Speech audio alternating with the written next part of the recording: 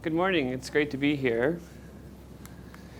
When we think of events like Hong Kong or the recent protests around the Arab Springs, as well as the security threat in Ottawa that played out on social media, we're confronted with the idea that social media can be a very powerful forum for communities to come together, to share information, to organize, to share resources, as well as to articulate their aspirations for society.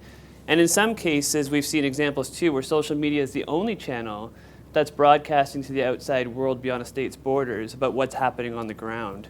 And so clearly something very important is happening here, and it's worthy of some exploration. Emmanuel Castells, who's a communications scholar, captures this dynamic really well when he says that without an effective civil society capable of structuring and channeling citizen debates over diverse ideas and conflicting interests, the state drifts away from its subjects. And so here he acknowledges that in the absence of a mechanism for communities, diverse communities, to come together and talk about what's important and define for themselves what can inform public opinion and public will formation, then there's no opportunity for the state to feel connected to the broader community of people and together move forward in concert towards aspirations that are collectively held. So within this context, a research idea came into being. And for those who have a research mindset, this was the research question that we had posed at the start of a study. But to put this in a simpler way, what I was interested in finding with a colleague of mine, whose name is Jagris Hodson, is whether Twitter is a suitable platform for democratic discussion on diverse ideas driven by diverse participation.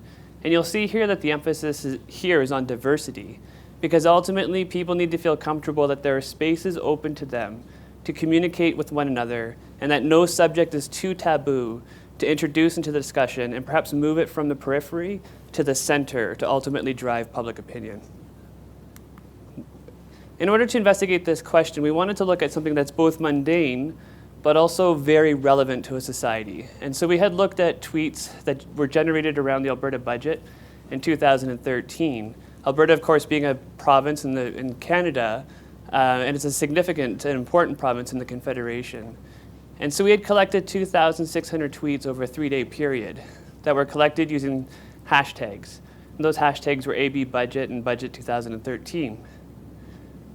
And we were looking for a couple of dynamics to unfold, but I just want to elaborate first on why the budget is important. First, a budget is a prominent and important public address. It touches all areas of public spending as well as all areas of public policy. So there's something in a budget for everybody to care about. But it lacks the sort of spectacle of huge demonstrations or a state cracking down on citizenry and citizens acting up and trying to share that news with the world. And so this is why the budget became a central question as to what's going on in online discussion spaces so that people can come together and have those conversations. Because ultimately it's really important that people can influence those who control the levers of power. So one of the things that you can note from this slide is that the discussion did attract a diverse community. You'll see everybody here from active citizens to elected members of the Assembly, to the government-owned channels, labor unionists, and also the news media. What's interesting right off the bat, though, is that when we started looking at the metadata of each tweet, we would see where they were coming from. And we saw that there were 53 unique Twitter accounts that had contributed fully 21% of all the tweets we collected. That's pretty significant. By comparison, active citizens comprised 134 unique Twitter accounts and contributed 28% to the discussion. And all those other groups, very small percentage of the discussion by comparison.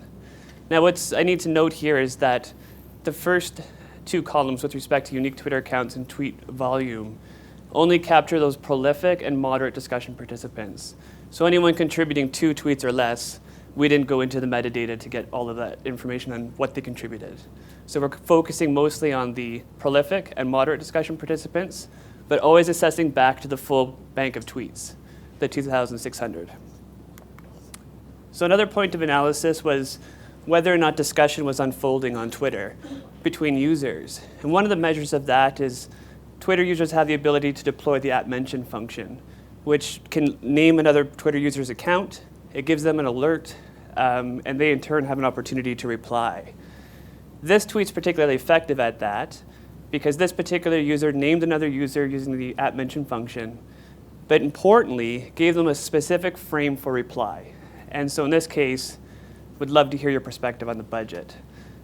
The person who's the recipient of this tweet, and this goes out to everybody by the way, but only one person gets the alert, is a prominent political blogger. So it's great as well because it's introducing into the discussion somebody who's known to be active in this community, but doesn't represent a powerful entity that already has an opportunity to get its message out there. But it's important to note that only a small percentage of the tweets actually directly engage other users in discussion. In fact, it was about 4%, so it's pretty small. The other area that we were interested in as well is opinion expression.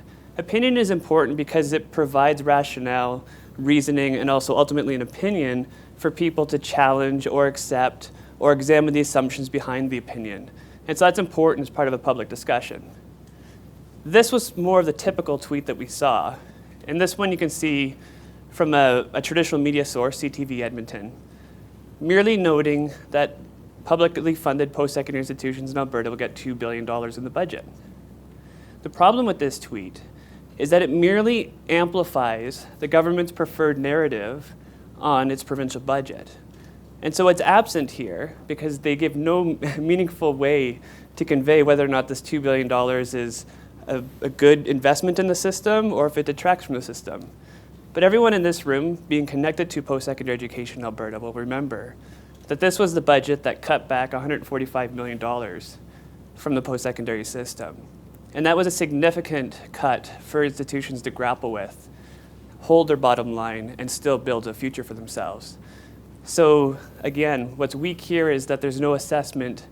This merely repeats the government's preferred narrative uncritically and unfiltered.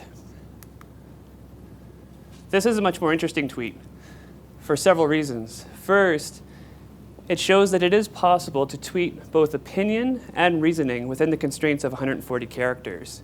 And so this individual was actually able to articulate two opinions. First, that the province should adopt a progressive income tax system. The current framework in Alberta is a flat tax income tax. The second opinion is that the province should consider running a deficit. And then they provide the reasoning that with interest rates being so low, debt, or as they stated here, red, is okay. This is important for another reason. Progressive income tax and the idea of running a deficit are politically taboo subjects in the province of Alberta. We don't see a lot of public discussion, particularly among those who are in power, on these issues because it's perceived to be so taboo that people won't respond well to the idea, won't respond well to the conversation, and that government or elected members in general will face a price when it comes time for an election. What's important to note here is that the platform did not prevent this expression. And so it's an example of how ideas can form at the periphery and move to the center of public discussion, potentially, if there's general will and if people start feeling that they collectively hold this opinion. Another item that we were interested in is people have the ability to add information to their tweets. So they can hyperlink, as an example, and embed that in their tweet. And sometimes that might be a photo of somebody who happened to be in the legislature rotunda taking a picture of the finance minister in a scrum. So we capture that here. And that would be alternative media. But again, we're seeing that traditional media is sort of the first go-to place that the discussion community would go to in terms of linking content to their tweet. And so 60% of the time, when people embedded hyperlinks into their tweets, they were sharing traditional media content. And so what we're starting to see now is traditional media permeating the discussion, both in terms of contributions, in terms of their direct tweets, as well as the community endorsing this behavior and supporting this behavior by retweeting, or pardon me, by hyperlinking their content into their tweets.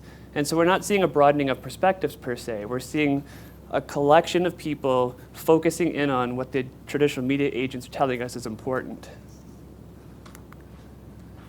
So we're starting to consider the influence and also the consequences of traditional media participation in the discussion. So here's an interesting finding as well, in that 45% of the tweets we collected, so the full 2,600 tweets, 45% were actually just retweets. Essentially, putting back into the hashtag community and recycling a tweet through your own network, unfiltered and without criticism.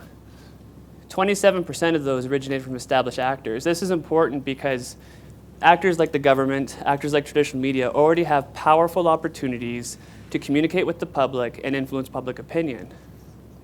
But if we dig a bit deeper, 21% of all the tweets we collected were retweets that originated from traditional media actors. So again, permeating the discussion, contributing a huge volume of tweets to the discussion, and this is being amplified by the discussion community in the form of retweets. So let's examine a little bit the behavior of traditional media.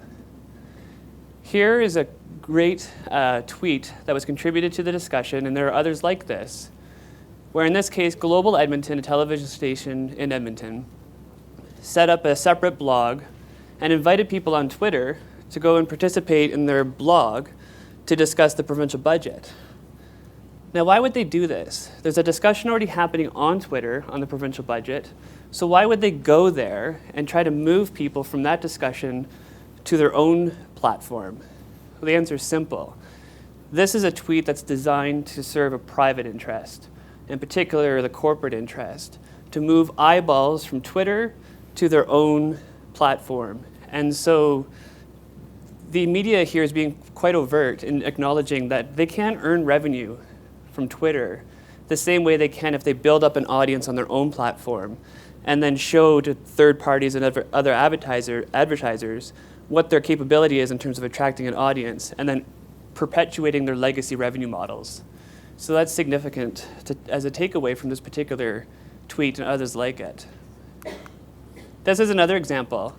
Alberta Primetime, so a television station, or a television program, inviting people to tune into their program at 7 p.m. And they're trying to raise the ante by appealing to people's vanity and saying, if you tune into the program, you might see your contributions on television. The trouble with this is it doesn't necessarily mean that people have to leave the discussion in Twitter, but certainly they'll be distracted from it if they go and watch the show at 7. So it disengages people from that active discussion and focuses their attention again on traditional media content and leaving it up to traditional media actors to tell them what's important and what perspectives are important to take away. So we're back at the Castells quote. I'm not sure that in this case we saw an effective channel for citizens to come together, discuss ideas, diverse ideas, and also to help bring new opinions or taboo opinions from the periphery to the center.